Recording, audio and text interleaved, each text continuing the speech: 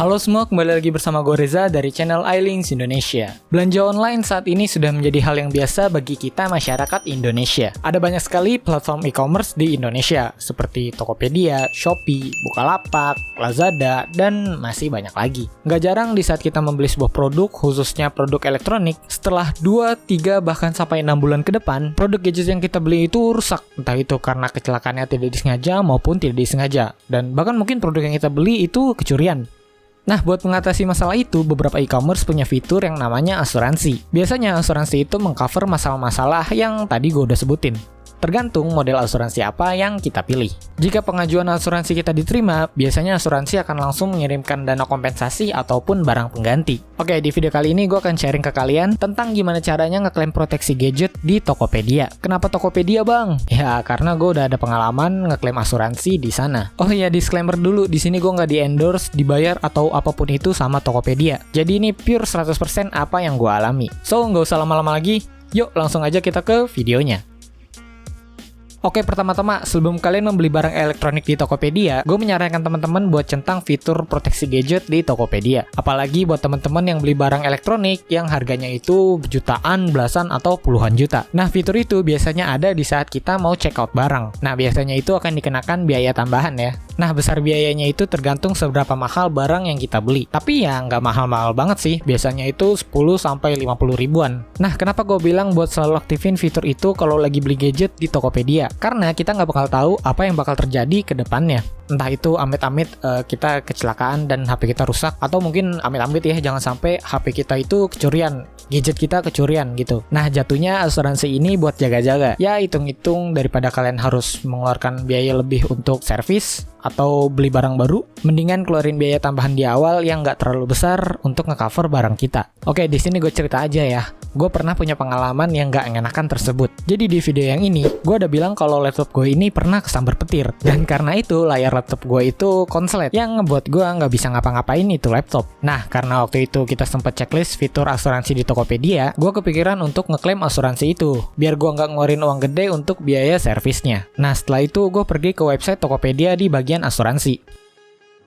Nah, linknya itu di tokopedia.com/asuransi. Oh ya, buat teman-teman, sebelum kalian mengajukan klaim, pastiin teman-teman udah baca full syarat dan ketentuannya. Bisa dicek di bagian Tokopedia Care lainnya, lalu pilih proteksi yang kalian punya. Nah, nanti itu akan ada penjelasan tentang apa itu proteksi gadget, syarat dan ketentuan, dan cara gimana ngeklaimnya. Nah, karena di sini pengajuan gue udah ada yang diterima, gue di sini coba contohin pakai asuransi gue yang lain. Kayak misalkan contoh di sini gue mau ngeklaim asuransi monitor. Ini cuma contoh ya. Langsung klik aja ajukan klaim. Nah, habis itu teman-teman bisa lihat cakupan proteksi yang bisa di-cover oleh asuransinya. Kayak misalkan kejadian tidak disengaja, terkena atau kemasukan cairan, serta pencurian dan perampokan. Nah, habis itu klik lanjut pengajuan klaim. Pilih alasan kalian mau mengajukan klaim. Contohnya di sini gue pilih barang rusak karena kejadian tertentu. Nah, bakal ada pilihan lagi kenapa kendalanya. Nah, di sini gue pilih yang kesambar petir aja ya, kayak yang waktu gue alami. Ingat ya, di sini gue cuma nyontohin tentang gimana caranya ngajuin proses klaim asuransi. Abis itu muncul pilihan kayak begini. Nah, di sini kalian pilih kondisi barang kalian ini udah diperbaiki atau belum.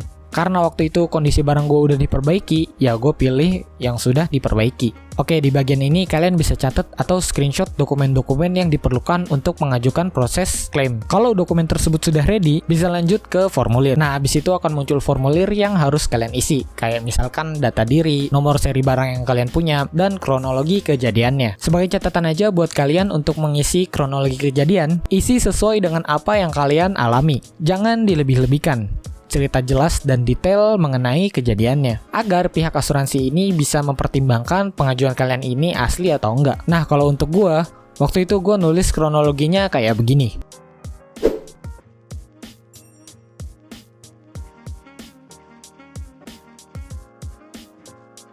Oh iya, di formulir itu, kalian akan dimintai screenshot invoice biaya servis yang udah kalian keluarkan. Dan disuruh mengisi nominal sesuai dengan invoice yang kalian kirim. Nah, jika semua sudah lengkap, kalian bisa langsung klik ajukan formulir. Biasanya pengajuan klaim ini akan diproses selama 5 hari kerja. Jika dalam 5 hari kalian belum dapat update, kalian bisa langsung tanyain ke Tokopedia Care, atau langsung bisa kirim email ke pihak asuransinya langsung. Gue mengajukan klaim itu di tanggal 25 Mei 2022. Dan karena Anda belum balasan selama seminggu lebih, gue mengirimkan email ke pihak asuransi itu di tanggal 6 Juni 2022. Isi emailnya itu kurang lebih kayak begini.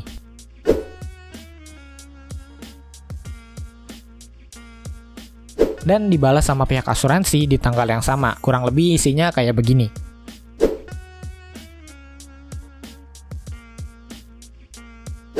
Setelah 3 hari, tepatnya tanggal 9 Juni 2022, gue dapet email dari pihak asuransi. Kurang lebih isinya kayak mereka meminta mengirimkan foto invoice asli, spare part rusak, dan spare part yang udah diperbaiki. Jadi foto kondisi gadget kalian yang sudah diperbaiki. Nah, untuk lebih lengkapnya kalian bisa langsung cek gambar yang ini.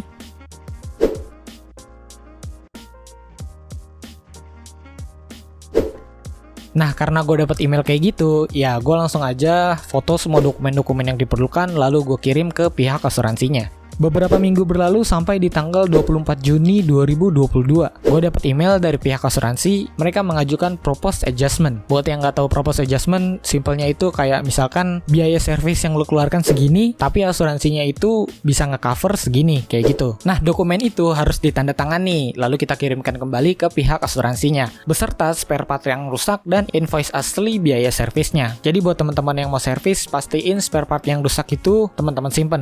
Nah, tapi ini ada cerita unik nih.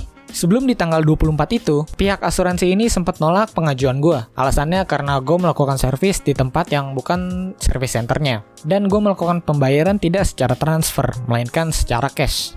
Gue lupa email penolakannya itu ada di mana, jadi gue nggak bisa tampilin. Tapi gue inget banget pihak asuransi itu sempat nolak pengajuan gue. Ya karena itu gue jadi ngerasa, oh ya udahlah, pengajuan kita udah ditolak, ya mau gimana lagi gitu kan. Nah, jadi teman-teman yang mau mengajukan klaim asuransi, pastiin teman-teman servis di service center yang resminya ya.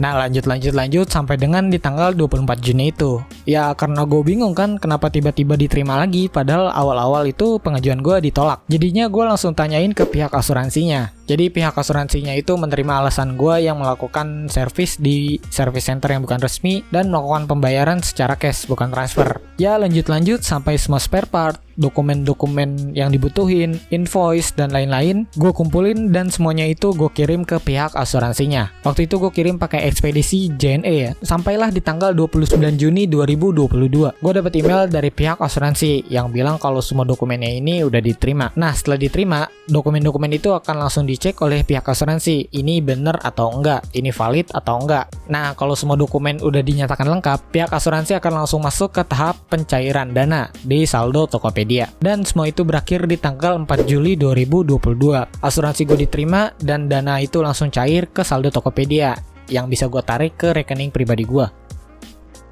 Wah gila sih, cukup panjang memang prosesnya. Mulai akhir bulan Maret sampai dengan awal-awal Juli itu prosesnya baru kelar, lu bayangin. Ya emang harus sabar-sabar sih kalau misalkan mau mengajukan proses klaim asuransi. Kita juga harus aktif email-email ke pihak asuransinya, nanyain tentang gimana proses pengajuan kita, kayak gitu-gitu. Ya itu dia tadi gimana caranya mengajukan dan klaim asuransi di Tokopedia berdasarkan pengalaman yang pernah gue alami. Soal kalian mau beli asuransi ini pas lagi check out barang atau enggak, itu balik lagi ke diri kalian masing-masing. Tapi ya kayak yang gue bilang di awal, kita nggak bakal tahu apa yang akan terjadi ke depannya. Entah itu amit-amit karena kecelakaan, HP kita rusak, kemalingan, atau mungkin kayak yang gue alami bencana alam gitu ya, kesambar petir jedar aja. Nah tapi jangan coba-coba mengakali pihak asuransi untuk mencoba mendapatkan uang. Itulah kenapa proses pengajuan ini memakan waktu yang lama banget, karena harus ada review dari pihak asuransinya mengenai kejadian yang kita alami ini bener atau enggak, atau cuma gimmick. Ya kesimpulannya, asuransi ini nggak 100% ngejamin kita, tapi paling enggak, ya itu tadi, bisa buat jaga-jaga. Oke, sekian untuk video kali ini. Makasih buat teman-teman yang udah nontonin sampai kelar. Jangan lupa like, comment, dan subscribe. Dan jangan lupa aktifin lonceng notifikasinya